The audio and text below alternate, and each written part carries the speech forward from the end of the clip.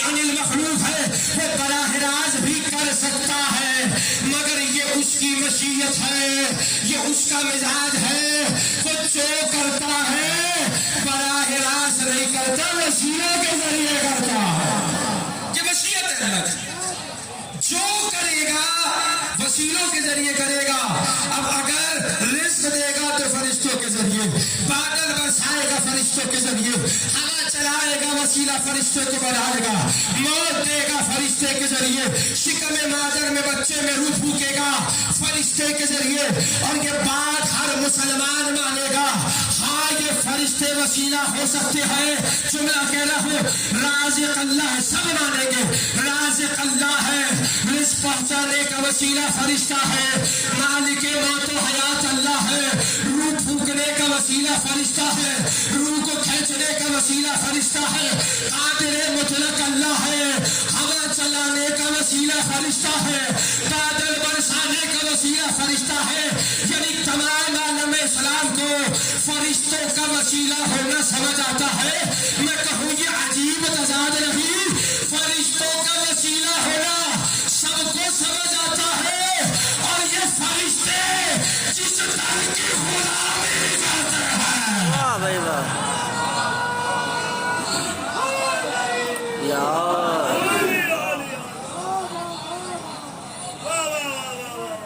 جملہ کہہ دوں، ارے جب غلام وسیلہ ہو سکتے ہیں تو آقا بھی وسیلہ۔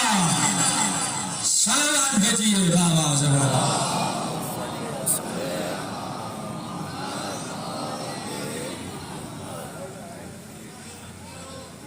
ایک دفعہ پھر سے بلند تر سلام۔ اللہم صلی علی محمد وعلی محمد۔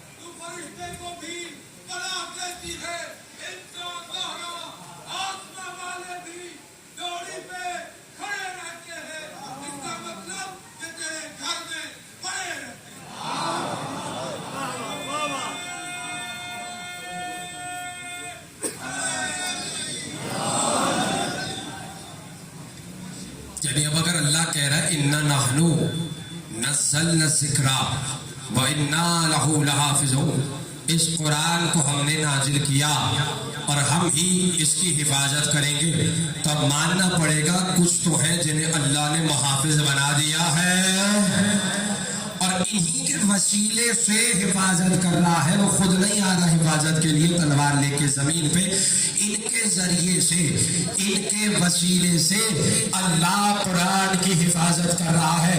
ایک جملہ اور کہہ رہا ہوں اور محفوظ کیجئے گا، محفوظ کرنے کے قابل ہے جملہ۔ دیکھیے حفاظت کا تصور وہاں پیدا ہوتا ہے کہ جہاں دشمنوں کا خوف ہو۔ کبھی کسی ایسی چیز کی حفاظت نہیں کی جاتی جسے کسی سے خطرہ نہ ہو۔ بڑی آسان سی بات ہے، بچے سمجھتے ہیں۔ حفاظت ہوتی وہاں ہے جہاں دشمن موجود ہو۔ جملہ کہہ رہا ہوں، یعنی پتہ چلا اس قرآن کے دشمن ہیں جو محافظ بنانے پڑے۔ جملہ تو اب آئے گا، دشمن ہیں جو محافظ بنانے پڑے، اور ہر زمانے میں دشمن رہے، کل بھی تھے آج بھی ہے، قیامت تک اس قرآن کے دشمن باقی رہیں گے۔ تو میں جملہ کہوں، جب ہر زمانے میں دشمن موجود ہے، ہر زمانے میں محافظ بھی موجود ہے۔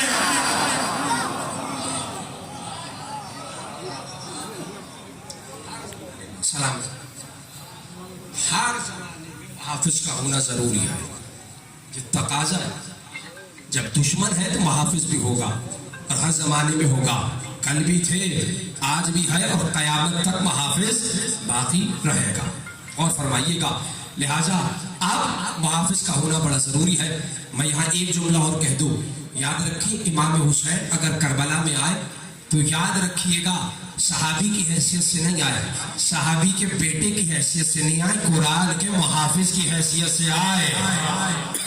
شریعت کے وارث کی حیثیت سے آئے، اور یہ وہ تمام باتیں ہیں جو یزید بھی جانتا تھا، ناشرہ نہیں تھا، اسے سب کچھ پتا تھا کہ جو مقابلے میں ہے وہ محافظ قرآن ہے، وہ وارث شریعت ہے، وہ وارث مصطفیٰ ہے، وہ وارث علی ہے، وہ وارث فاطمہ ہے، نہ اس کے باپ جیسا میرا باپ ہے، نہ اس کی ماں جیسی میری ماں ہے، سب کچھ جانتا تھا، اس کی عظمت بہت بلند ہے، پھر بھی بیعت مانگی۔ یہی تو یزید کا سب سے بڑا گناہ ہے۔ شرابی ہونا نہیں، گناہ ہے بے شک، سب سے بڑا گناہ نہیں، فاسق ہونا اس کا سب سے بڑا گناہ نہیں، قاتل ہونا سب سے بڑا گناہ نہیں، سب سے بڑا گناہ یہ ہے کہ سب کچھ پتا تھا پھر بھی سب کچھ جانتا تھا۔ یہ حقدار منصب ہے، یہ حقدار خلافت ہے، یہ وارث قرآن ہے، یہ محافظ شریعت ہے، یہ وارث مصطفیٰ ہے، یہ وارث علی ہے، یہ وارث سیدہ ہے، پھر بھی بیعت مانگی۔ میں جملہ کہہ رہا ہوں، اللہ سب کچھ معاف کر سکتا ہے، سب کچھ برداشت کر سکتا ہے، مگر یہ برداشت نہیں کرتا کہ کوئی خود کو اس سے بڑا سمجھے جسے اللہ نے افضل بنایا ہے۔ یہ کوئی خطیبانہ جملہ نہیں ہے، میں ذمہ داری سے عرض کر رہا ہوں، قرآن کی آیت سے بات کر رہا ہوں۔ اللہ سب کچھ برداشت کر سکتا ہے، مگر یہ برداشت نہیں کر سکتا کہ کوئی خود کو اس سے افضل سمجھے، اس سے بڑا سمجھے جسے اللہ نے بڑا بنایا ہے، جسے اللہ نے افضل بنایا ہے۔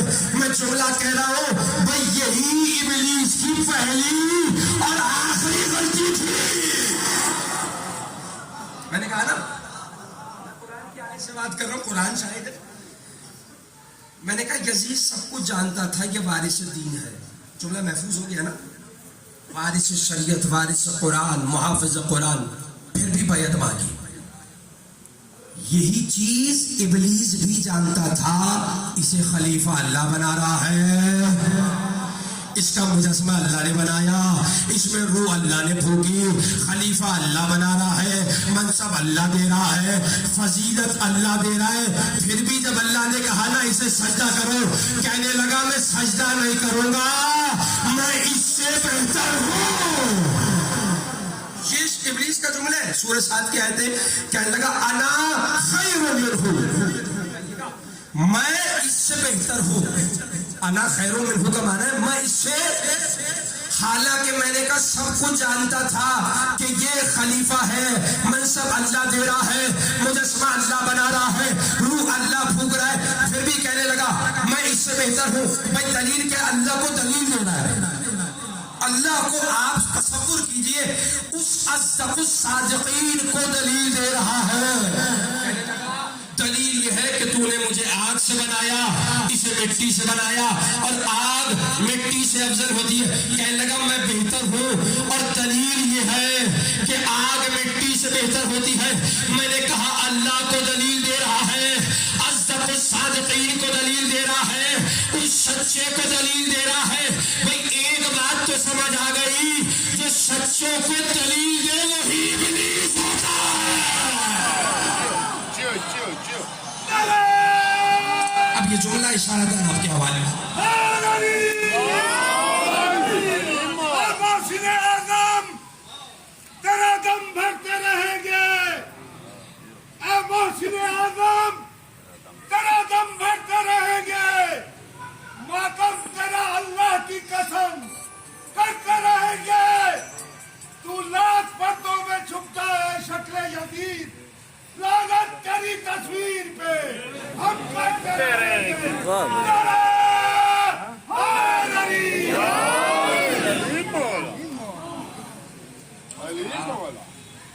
کہنے لگا تو نے مجھے آگ سے بنایا، خلقتنی من النار وخلقتہ من طین، میں اس مٹی والے کو سجدہ نہیں کروں گا۔ جملہ کہہ رہا ہوں، حالانکہ آدم میں صرف مٹی نہیں پانی بھی تھا۔ کنت نبیا وآدم بین ماء والطین، میں اس وقت بھی نبی تھا جب آدم مٹی اور پانی کے درمیان، حدیث تو بتا رہی ہے پانی بھی تھا، مگر کہہ رہے میں اس مٹی والے کو سجدہ نہیں کروں گا، یعنی جملہ کہہ رہا ہوں، ابلیس نے پانی کو قبول کر لیا، مٹی کا انکار کر دیا۔ عربی میں مٹی کو تراب کہتے ہیں، جملہ کہہ رہا ہوں، پانی کو قبول کر لیا، تراب کا انکار کر دیا۔ جملہ آپ کے حوالے ہو رہا ہے۔ پتہ چلا ہمارے معاشرے میں یہ جو آپ کو علی کی دشمنی نظر آ رہی ہے، یہ آج کی پیداوار نہیں ہے، اس کا آغاز انسانیت سے ہو چکا تھا۔ وہاں ایک ابلیس نے تراب کا انکار کیا، یہاں اس کے پیروکار ابو تراب کا انکار۔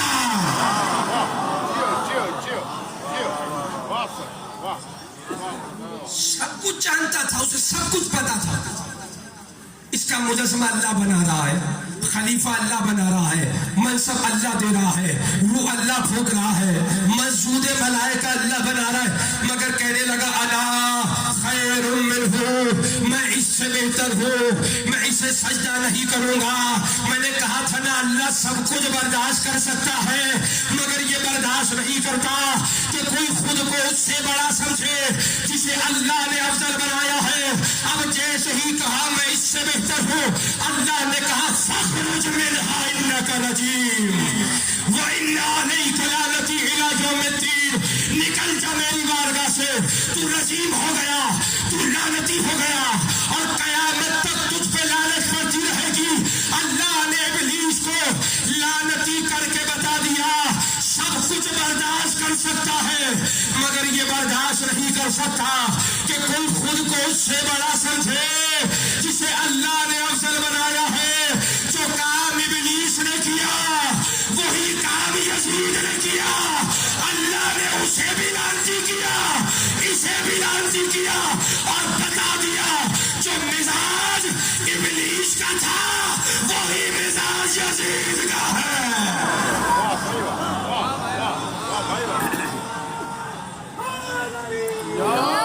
میں پڑھ کے جملہ کہہ رہا ہوں، بھائی اللہ نے بتا دیا کل تک جسے شیطانیت کہا جاتا تھا آج کل اسے یزیدیت کہتے ہیں۔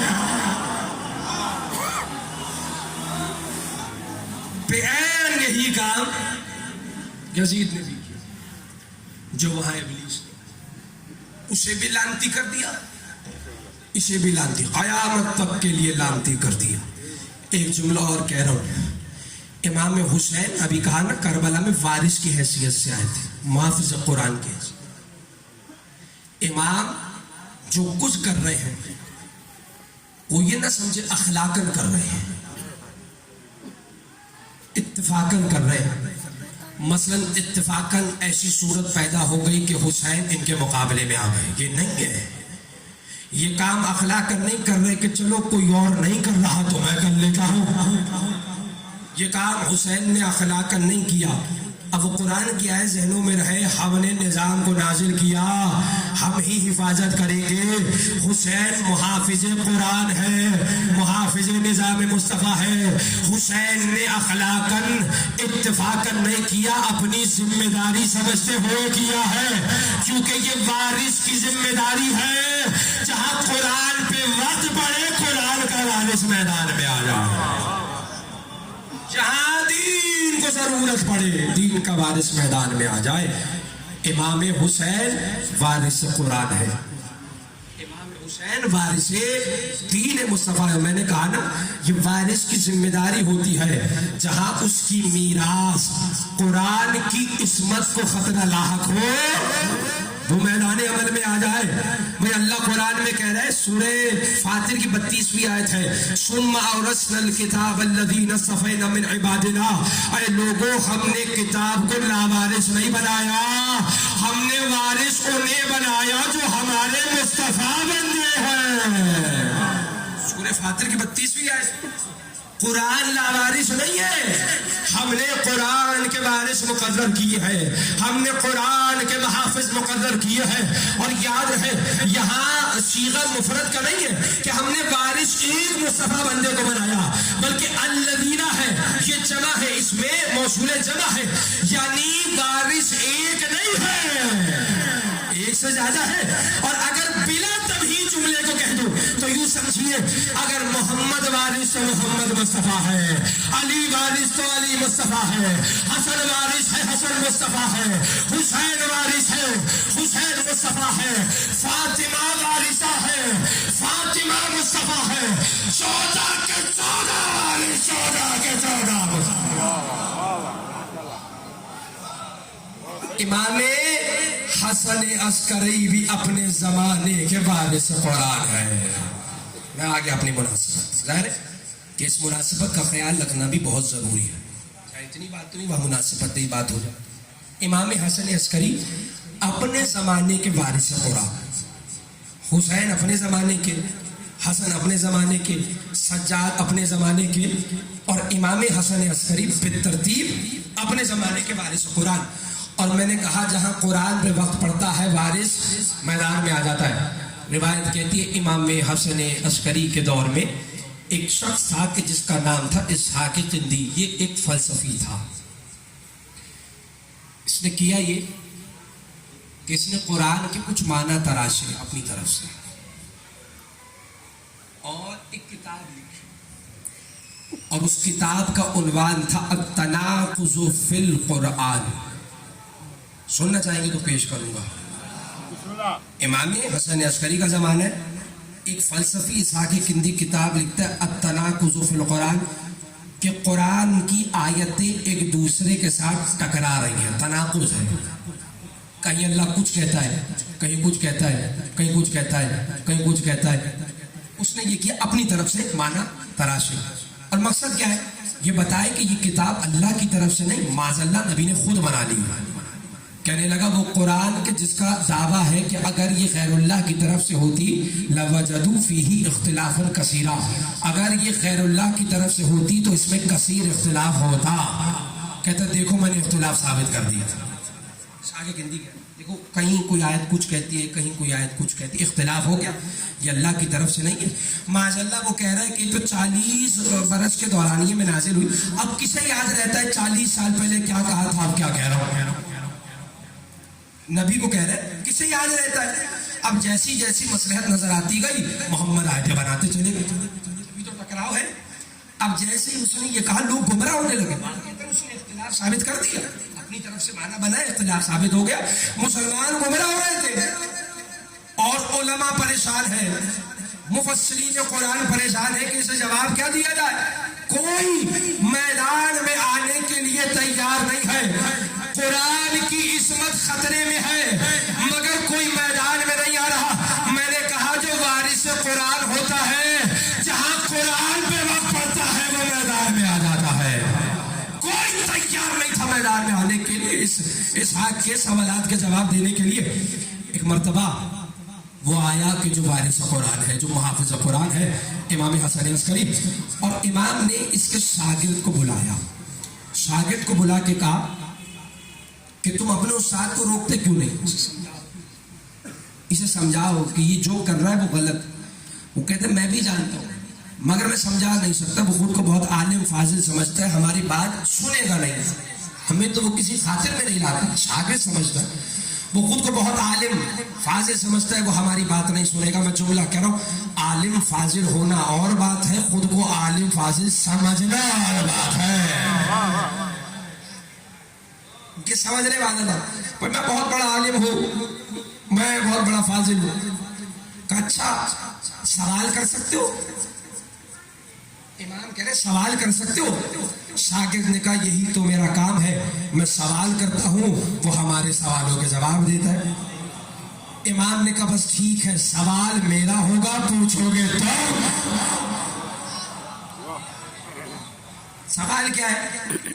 کہ اپنے استاد اسحاق سے کہنا یہ جو معنی آپ نے نکالے ہیں یہ آپ کے ذہن کی ایجاد ہے یا اللہ نے بتائے ہیں؟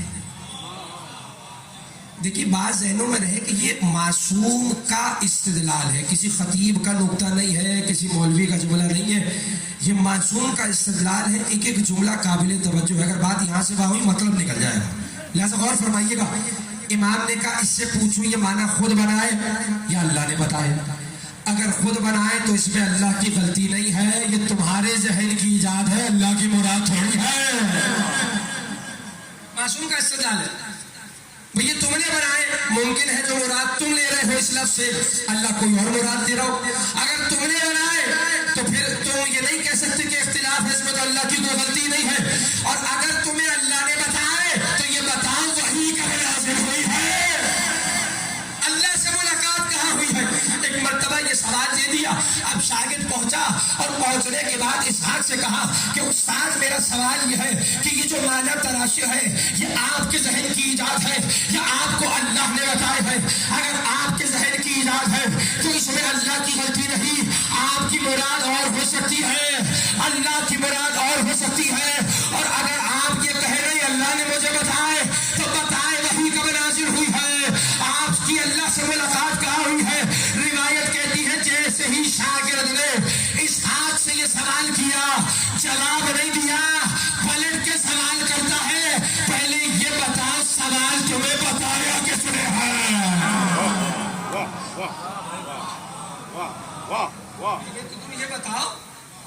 پہلے تو تم یہ بتاؤ یہ سوال تمہیں بتایا کس نے کا سوچتے سوچتے ذہن میں آ گیا، کہنے لگا آ گیا میرے ذہن میں.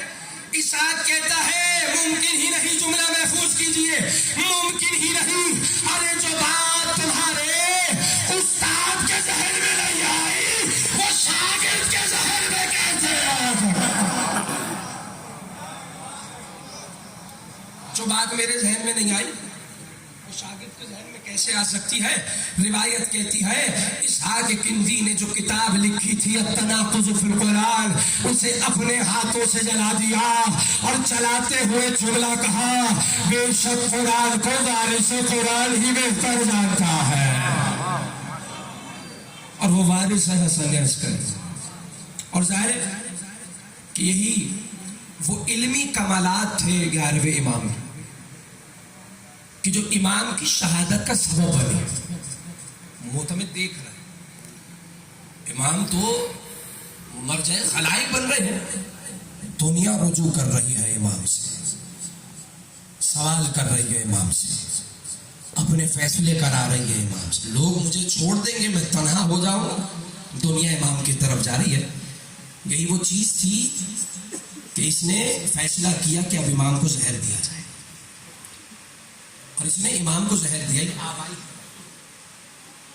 کہ جب کچھ نہ بن پڑے تو زہر دے دو. زہر دغا سے امام کو قتل کیا گیا. لیکن امام کائنات کی ہر شے کو جانتا ہے، امام کو ہر چیز کا علم ہے، امام سب کچھ جانتا ہے. امام کو زہر دے دیا گیا. زہر اتنا تلخ تھا کہ امام کا جسم کمزور ہو گیا. امام کا